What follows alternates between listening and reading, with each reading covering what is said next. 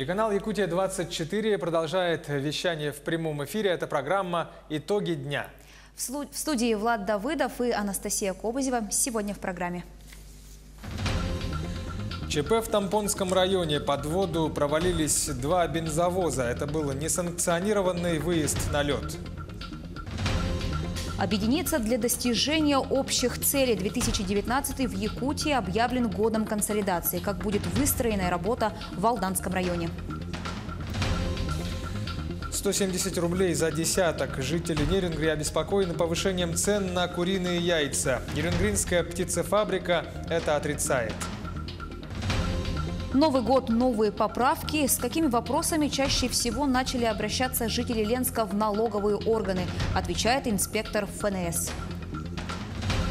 Развитие силы и духа 25 лет отметит секция дзюдо в Удачном Мирнинского района. Как готовят спортсменов и какие результаты показывают воспитанники. 160 лучников в составе 20 команд. В Якутске стартовал зимний чемпионат Якутии по стрельбе из лука.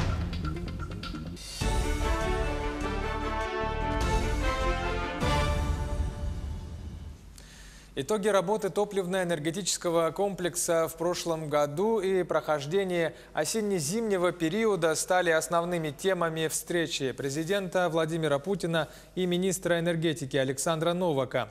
Руководитель ведомства сказал, что особое внимание уделяют регионам, таким как Крым, Калининград, Якутская энергосистема, Дальний Восток, Сибирь, там, где сейчас холодные температуры.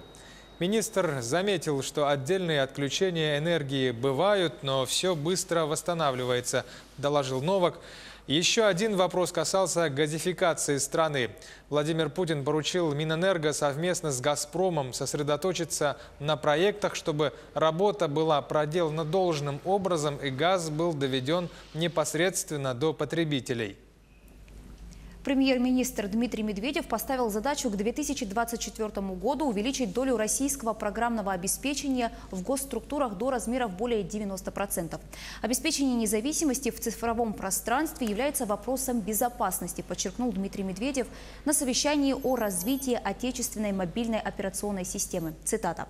«Мы, как известно, приняли национальную программу по цифровой экономике. Ее финансирование значительное. До 2024 года объем финансирования превысит 1,8 триллионов рублей. Сумма очень существенная, но и задачи масштабные», уточнил глава правительства, подчеркнув, что речь идет о технологическом развитии страны. В Якутии полностью запущен второй мультиплекс цифрового телевидения. Теперь 20 цифровых каналов доступны не менее чем 95% жителей республики. Национальная вещательная компания «Саха» недоступна в цифре, но продолжает аналоговое вещание, при этом остается доступной для зрителей в кабельном и спутниковом телевидении. Как известно, для зрителей неоспоримые преимущества цифрового эфирного телевидения – это высокое качество изображения и звука, многоканальность, простота настройки приемного оборудования, при этом абонентской платы нет. Росгеология изучит нефтегазовую Игатинскую площадь в Якутии. Цель проекта – оценить перспективы нефтегазовой мощности и подготовить объекты под бурение. В ходе его реализации специалистами будет проведена региональная сейсморазведка, а также подготовлены ежеквартальные, годовые и итоговые отчеты по данному участку для передачи заказчику. География Игатинского объекта обширна и охватывает Нюрбинский и Верхневилюйский районы Якутии. Полевые работы будут проводиться силами нескольких партий компаний. Завершение исследований намечено на второй квартал 2020 года. На автодороге Анабар в Мирнинском районе затопило объезд Ветхого моста. Из-за аварийного состояния этого перехода через реку Чоналыр осенью прошлого года была организована временная объездная дорога для транспорта массой свыше 15 тонн. Сейчас Мирнинское управление автодорогами компании «Алроса» выполняет работы по ликвидации этой наледи. Для восстановления объезда задействованы более 10 единиц транспорта. 12 января завтра планируют полностью восстановить дорожное сообщение. эти работы требуют оперативного вмешательства, так как мост аварийный. И чтобы не парализовать движение в направлении Айхало-Удачинского и Оленёкского в сторону Оленёкского Анабарского района, для этого как раз требуется в основном сейчас же как раз зимний завоз, зимние перевозки. А круглогодовая дорога Анабар является частью большой дороги Анабар. Мы сейчас как раз решаем вопрос с республикой. Это участок республиканской дороги Анабар. Сейчас как раз ведутся переговоры о возмещении затрат на данный передел работы. По итогам года потребительские цены в России выросли в среднем на 4,3%, что выше прогноза Центробанка, сообщает Росстат. Например, сахар-песок за год подорожал сразу на 28,3%, куриные яйца на 25,9%, а мясо и птица на 9,7%. Для сравнения, крупы за год, по данным Росстата, подорожали в среднем всего на 1,2%. Как раз жители Нерюнгри обеспокоены сообщениями о повышении цен на куриное яйцо. В некоторых торговых точках стоимость десятка яиц доходит до 170 рублей. В Нерюнгринской птицефабрике, производящей около 100 тысяч яиц в день, повышения цен не было. По словам директора фабрики Егора Макарова, оптом яйцо первой категории продается торговым сетям по единой цене 6 рублей 70 копеек. И всем контрагентам дается скидка 3%. Дальше право установления цен переходит к самим розничным магазинам. Закупалась в крупнейшем агропромышленном комплексе Сибирского региона, который производит кольцовское яйцо высшей категории. Ровно год назад цена на данное яйцо составляла 15 рублей 90 копеек. В связи с повышением цен у поставщика, ростом логистических затрат и НДС на короксы, цена на яйцо выросла всего на 1 рубль. Сейчас короткая пауза. Оставайтесь с нами и смотрите во второй части итогов дня. ЧП в Тампонском районе. Под воду провалились 2 бензовоза. Это был несанкционированный выезд на лед. Объединиться для достижения общих целей. 2019 в Якутии объявлен годом консолидации. Как будет выстроена работа в Алданском районе? Новый год, новые поправки. С какими вопросами чаще всего начали обращаться жители Ленска в налоговые органы, отвечает инспектор ФНС. Развитие силы и духа. 25 лет отмечает секция дзюдо в Удачном Мирнинского района. Как там готовят спортсменов и какие результаты показывают воспитанники. 160 лучников в составе 20 команд. В Якутске стартовал зимний чемпионат Якутии по стрельбе из лука. Это программа «Итоги дня». Мы продолжаем. В Якутске мужчина с огнестрельным оружием ворвался в один из алкомаркетов по улице Дежневой и совершил ограбление. Момент нападения попал на видеокамеры наблюдения, установленные в этой торговой точке. На данный момент никакой дополнительной официальной информации не было. Мы следим за развитием событий. Однако только что нам сообщили, что полиция проводит комплекс оперативно-розыскных мероприятий, сообщили в пресс-службе МВД по Якутску. А источник в правоохранительных органах сообщил нашему телеканалу «Якутия-24», что злоумышленник похитил из кассы 47 тысяч рублей, разбил при этом выстрелом 20 бутылок алкогольной продукции и скрылся в неизвестном направлении. В Тампонском районе в результате несанкционированного выезда на лед под воду провалились 2 бензовоза. 2 автомобиля марки «Скания» и «Ивека» принадлежат индивидуальному предпринимателю. Обе автомашины были загружены дизельным топливом на 60 тонн. Водители выбрались из машин самостоятельно. Утечка нефтепродуктов произошла только из одной автоцистерны.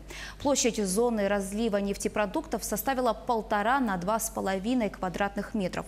Утром спасатели перекачали топливо из машин в другие бензовозы. Инспекторами охраны природы отобраны пробы воды для проведения лабораторных исследований. Составлен акт осмотра, возбуждено административное дело. На месте происшествия отработала оперативная группа местного пожарно-спасательного гарнизона и межведомственная комиссия в составе сотрудников ГИМС Тампонского отделения, сотрудников ГИБДД и представителей Министерства охраны природы и экологии. По результатам работы комиссии установлено, что емкости не повреждены, наблюдается незначительный розлив нефтепродуктов. Силами дорожного предприятия проведена перекачка топлива из цистерн застрявших автомобилей. Административной комиссией к виновным лицам применены меры административного воздействия, материалы направлены в суд. Ведутся работы по извлечению автомобилей из исполнения. Переходим к другим темам. С нового года вступил в силу новый федеральный закон, который защищает вкладчиков, представителей малого и среднего бизнеса всех форм собственности, а не только индивидуальных предпринимателей. Теперь вклады в размере до 1 400 000 рублей будут компенсироваться агентством по страхованию вкладов в случае банкротства или отзыва лицензии у банка. Раньше страховые выплаты производились только физическим лицам, а теперь под защитой закона все субъекты малого и среднего бизнеса. С введением новых правил наши предприниматели получают возможность гарантированно получить компенсацию в размере 1 400 000 рублей. А если на момент отзыва лицензии на счету у предприятия было больше средств, то остаток попадает в реестр кредиторов, и выплаты можно будет получить позднее, после, соответственно, в соответствии с законодательством о банкротстве действующим. При этом банк, в котором находятся средства, должен иметь лицензию на работу с денежными средствами физических лиц и являться участником системы страхования вкладов. А предприятие должно являться действующим на момент отзыва лицензии и состоять в реестре субъектов малого и среднего предпринимательства. С какими вопросами чаще всего начали обращаться жители Ленска в налоговые органы? Тема сейчас актуальна, так как с 1 января традиционно введен ряд изменений в налоговый кодекс. Наш корреспондент Анна Кожевникова получила ответы на ряд вопросов у государственного налогового инспектора. Разговоры о том, что жители Российской Федерации будут платить налог за бани, сараи и туалеты на своих дачных участках или на территории частных владений, идет давно. В конце 2016 года были приняты поправки в главу 32 Налогового кодекса Российской Федерации, в соответствии с которыми все хозпостройки, расположенные на садовых и дачных участках, были признаны объектами налогообложения наравне с жилыми домами. Но есть некоторые оговорки.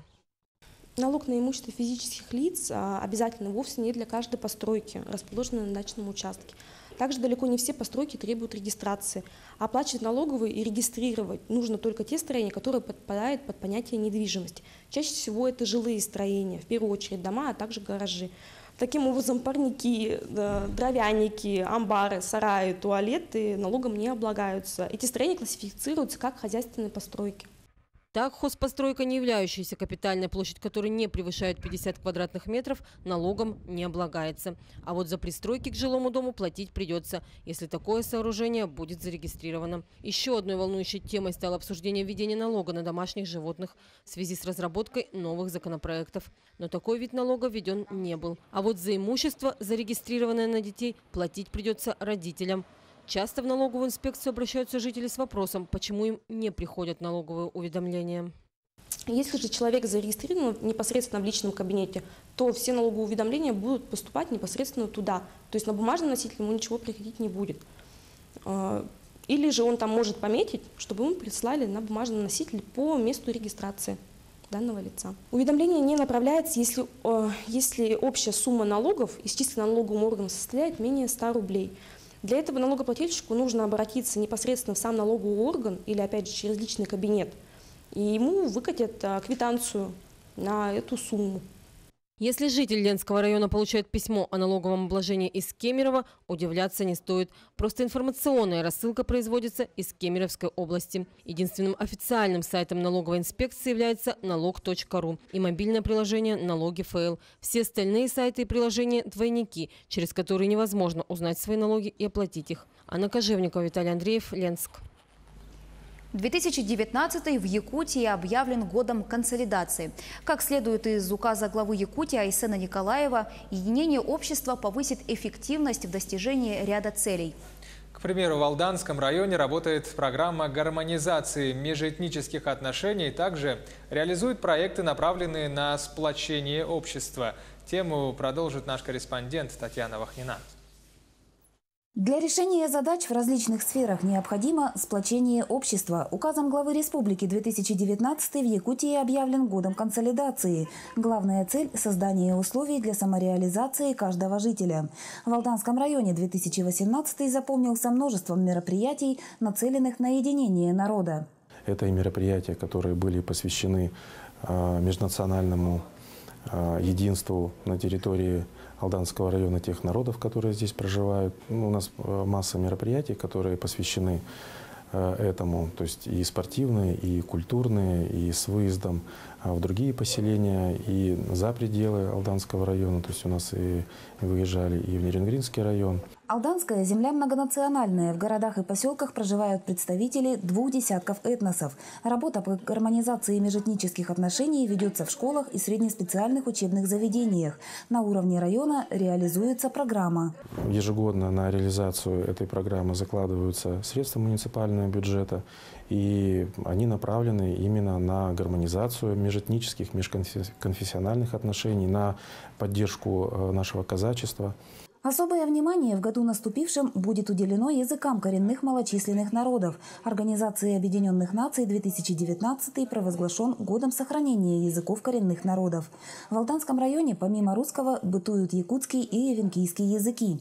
Сбор фольклора, составление разговорников, планомерную работу по сохранению и возрождению наречий ведут старейшины Белецкого наслега.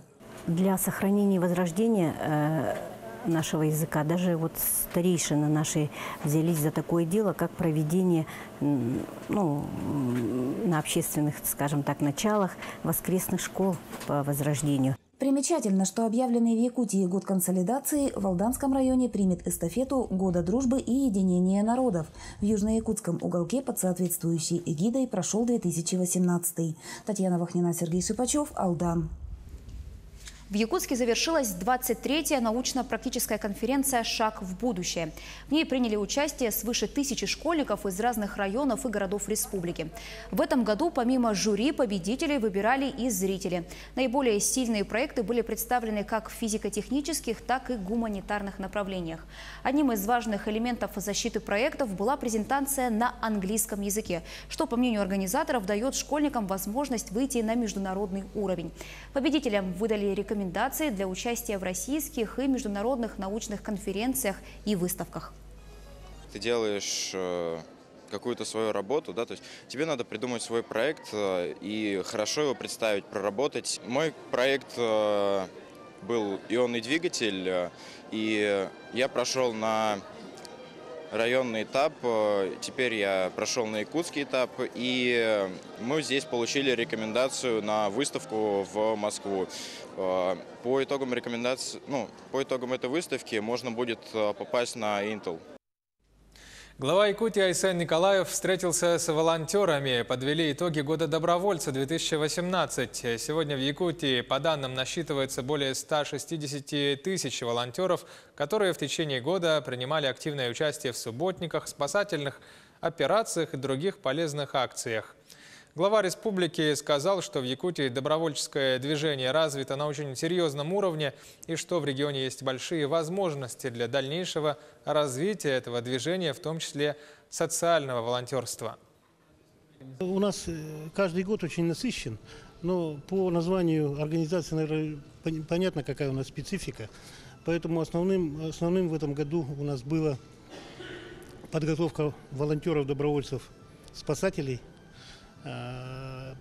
участие в поисково-спасательных работах силами добровольцев и обеспечение безопасности различных мероприятий. За последние 5 лет непосредственно с участием добровольцев Российского союза спасателей было спасено 145 человек. Когда мы проводим поисково-спасательные работы, привлекаются сотни людей. Но самое важное в том, что этих добровольцев нужно обучать. И поэтому в этом году основной упор мы делали на обучение таких добровольцев. Ранее глава Якутии Айсен Николаев поздравил работников печати, средств массовой информации и ветеранов отрасли с Днем российской печати. Ваша работа востребована и очень ответственна, ведь во многих своих публикациях вы не только описываете события и факты, но и занимаете принципиальную гражданскую позицию. С быстрым развитием средств связи и коммуникации ваша роль, влияние на современное общество возрастают. Оперативность работы с информацией, неравнодушие, глубина суждений – этого сегодня ждут от вас слушатели, зрители и читатели, отметил Айсан Николаев. Чуть позже в торжественной обстановке лучшие журналисты Якутии получили заслуженные награды. Премию «Золотое перо» получила Жанна Леонтьева, редактор отдела республиканской детской газеты «Кяскиль». Премию «Золотой микрофон» получила Руслана Максимова, автор и редактор передачи «Дайдум Кяскиля», ведущая и корреспондент информационной программы «Вести Саха». Еще один золотой микрофон среди радиожурналистов получил наш коллега Николай Бестинов, заместитель директора дирекции радиовещания НВК «Саха». По каждой номинации был докладывающий, да, о том, что и понравилось, что не понравилось, что очень хорошо сделано этим журналистам за год. Вот они докладывали, информировали, потом еще раз обсуждали и, конечно, голосовали. Голосование было открытым, да, очень строго подходят члены жюри. В итоге в этом году даже по номинации «Фото года» не было победителя. В Якутске стартовал зимний чемпионат Якутии по стрельбе из лука. На огневой рубеж в общей сложности выйдут 160 лучников в составе 20 команд со всей республики. По итогам этого чемпионата будет сформирована сборная республики, которая ожидает ряд важнейших стартов в соревновательном сезоне. Сюжет Ольги Башук. На соревнованиях участвует 20 команд. Традиционно самые многочисленные команды – это город Якутск, Горный Улус, Хангаласский, ну и так далее. И вот радует, что у нас расширяется география. Приехали такие улусы, как Амгинский улус, Оленёкский, Ленский.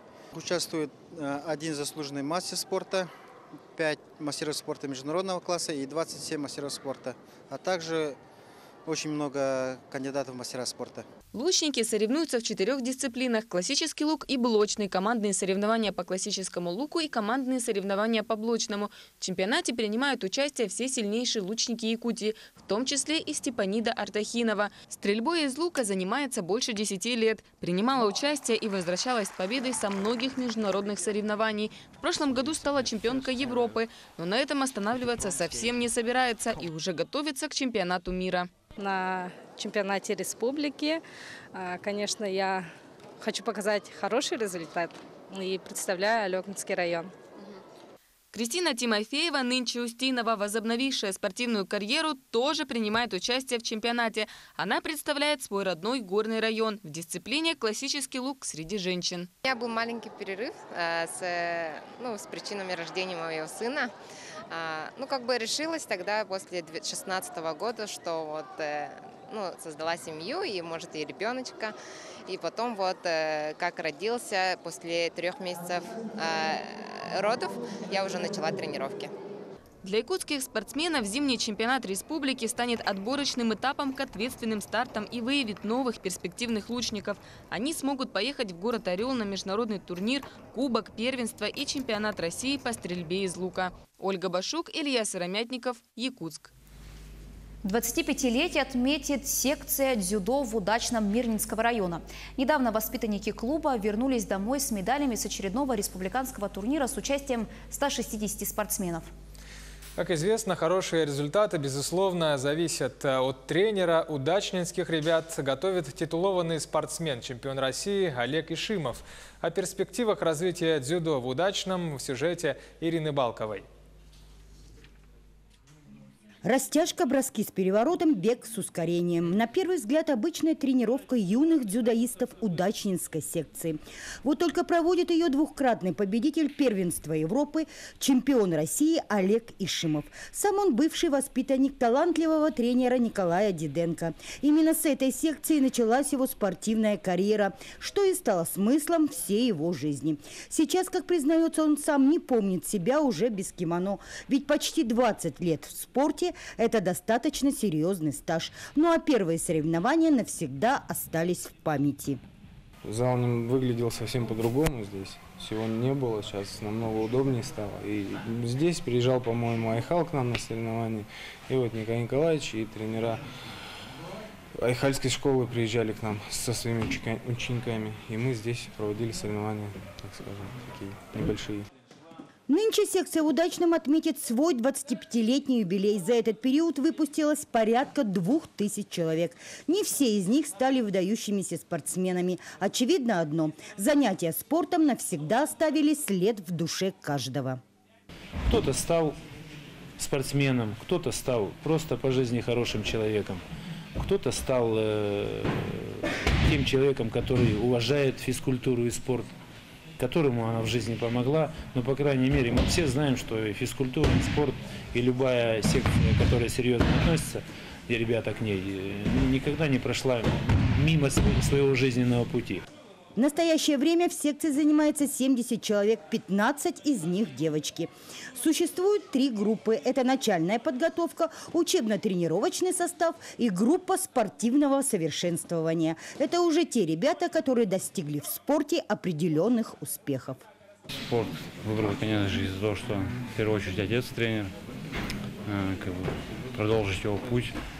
Вместе с братом мы занимаемся с самого детства. Вот.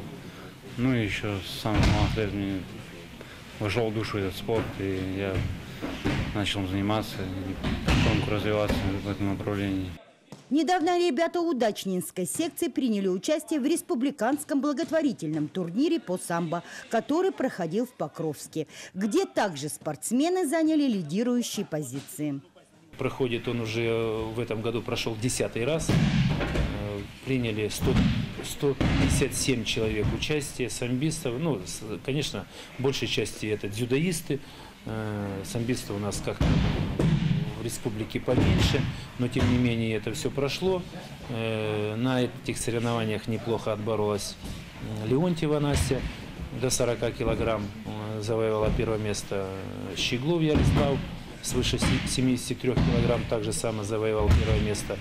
И в весе 60 килограмм отборолся неплохо Мельничук Илья, но, к сожалению, в финале проиграл. Соревнования были достойные, на хорошем уровне, соперники были, не сказал бы, что легкие. Досталось в моментах с трудом. Необходимо отметить, что школа дзюдо в Удачном – одна из сильнейших в республике. А желающих заниматься этим видом спорта с каждым годом становится все больше. Ирина Балкова, Денис Сиротин, телеканал «Алмазный край». Таковы итоги дня. Наши корреспонденты продолжают следить за развитием событий не только в республике, но и за ее пределами. Оставайтесь на нашем телеканале Якутия-24 и будьте в курсе.